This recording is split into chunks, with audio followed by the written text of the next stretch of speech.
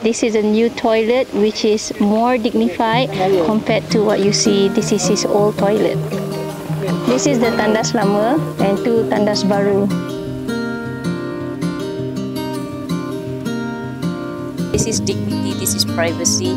A woman, even a man, doesn't matter. It's just not a toilet for a human being. Jadi apabila seorang lelaki, seorang suami, seorang ayah tak boleh memberi yang terbaik untuk anak dia, dia rasa sedih dan dia rasa malu. Jadi ini adalah satu yang memalukan buat mereka sebenarnya.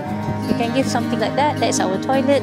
That is more dignified. It's very nice. It's new. Bumbung, ada proper wall, ada locks. Ini penting sebab ni adalah privacy. And then this will be the system, piping system dia. So this is satu bukti yang sumbangan tidak ada yang terlampau kecil. Benda yang kecil ni sebenarnya makes a big difference. You're giving a much more dignified life. You're giving privacy to women and of course the men as well. Inilah hasil daripada sumbangan anda.